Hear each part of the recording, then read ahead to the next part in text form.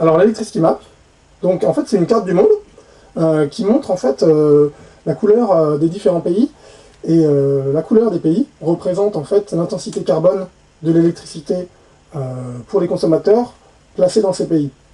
Donc plus le pays est vert, en fait, vous avez l'échelle en bas, plus l'électricité est décarbonée.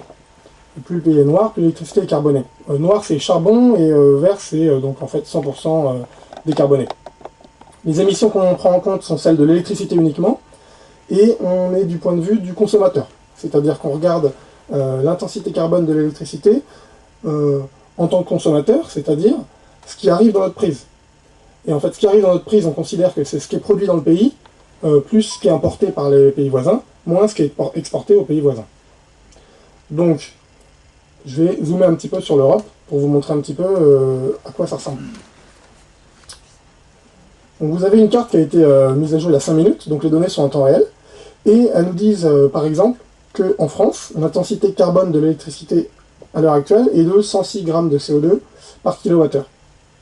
Donc c'est des grammes de CO2 équivalents, ce qui signifie qu'on prend en compte en fait tous les gaz à effet de serre et pas seulement le CO2, et on se place d'un point de vue d'une ce qu'on appelle analyse cycle de vie, et donc on prend en compte aussi les émissions utilisées pour la construction de la centrale.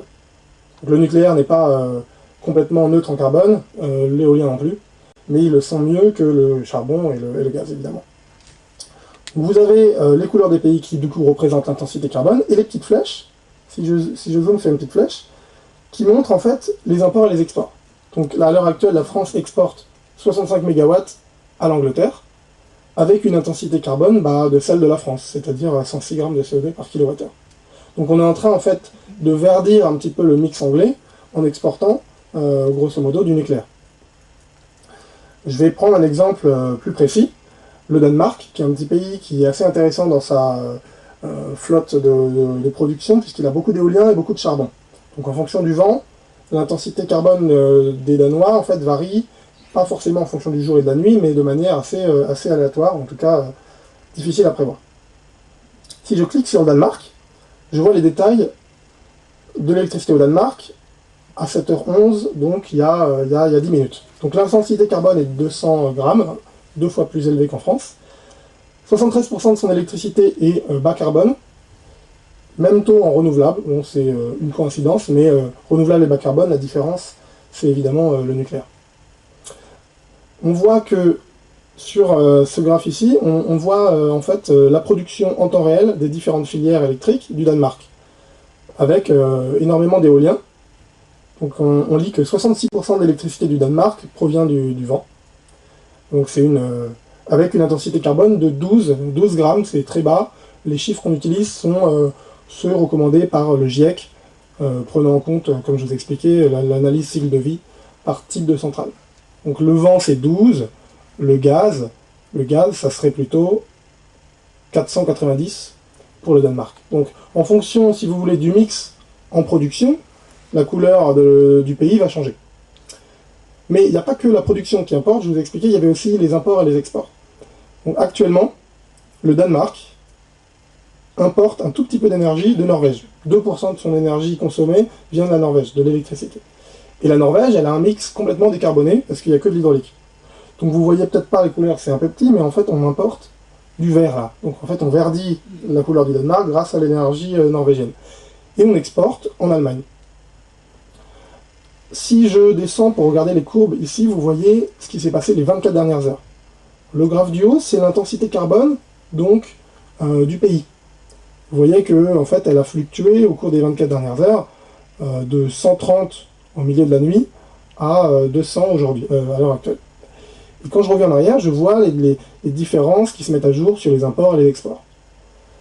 Vous pouvez donc imaginer que si on a, par exemple, un besoin de chauffe de type ballon d'eau chaude ou quelque chose qui a une certaine inertie thermique, on peut se dire qu'avec un signal CO2, on pourrait essayer de le faire charger lorsque le signal est faible, pour ne pas charger lorsque le signal est haut.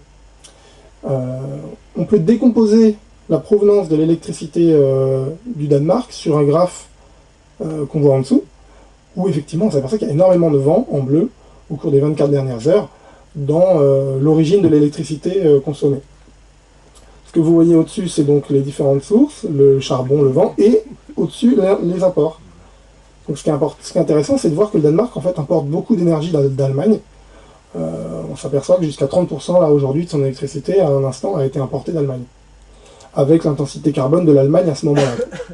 Donc pour calculer tout ça, vous comprenez bien que tout est interdépendant. C'est-à-dire qu'on a un pays qui importe d'un autre, qui lui-même importe d'un autre, et en fait, on ne peut résoudre cette carte, et en tout cas les couleurs de chacun des pays, que si on les connaît tous, et si on résout entièrement, pour parler crûment, la matrice d'import-export. On renverse le point de vue producteur, donc les données de production sont des données open source, et nous on calcule les données du point de vue consommateur. C'est ce qui différencie ce site internet des sites comme ECO2Mix de RTE, qui en fait montrent des données de production. Donc on se met du point de vue consommateur.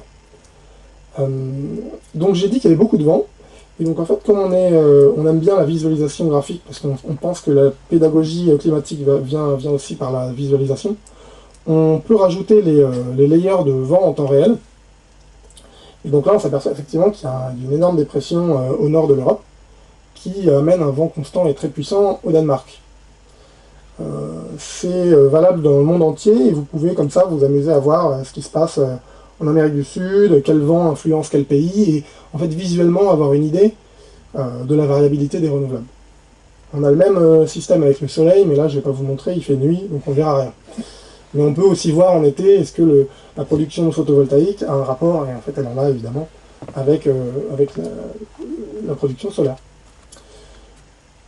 Voilà pour l'Electricity Map, et je vais finir en revenant rapidement sur l'entreprise Tomorrow, qui du coup est une start-up qui a créé ce projet Electricity Map, donc gratuit, donc sur notre temps libre.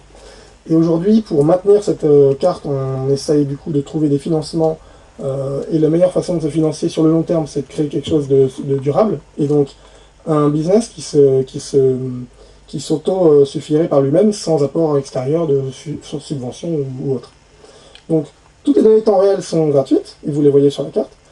Nous, ce qu'on essaye de monétiser, c'est les données historiques, puisque ça fait 3 ans qu'on a ces données-là, qu'on garde dans une base de données assez grosse, et donc on a plus de 70 pays, et c'est standardisé, donc on peut faire des analyses comparatives assez intéressantes, historiques, statistiques, corrélatives, ce que vous voulez.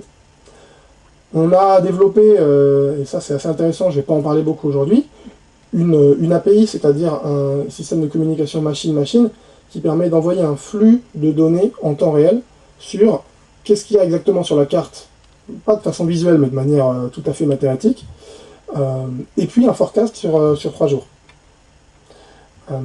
Et on essaie aussi de monétiser, donc effectivement, cette carte, qu'on pourrait, par exemple, moyenner sur un an pour voir à quoi ressemblerait la carte moyenne sur un an, si vous voulez faire une étude, si vous êtes un cabinet de conseil, un ministre ou quelqu'un qui veut en fait faire du journalisme sur nos données.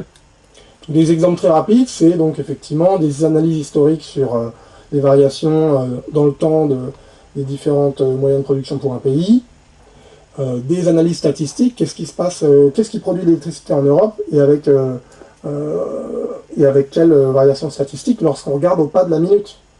Parce que c'est ça qui est intéressant, c'est qu'on voit qu'il y a une énorme variabilité du solaire, et en fait on peut faire des analyses de ce type-là. Et comme je vous l'ai dit tout à l'heure, l'API qui en fait envoie des données brutes standardisées pour tous les pays, updatées toutes les 5 minutes, avec un forecast, et si vous avez des questions, on pourra en parler, mais on distingue le signal CO2 moyen du signal CO2 marginal.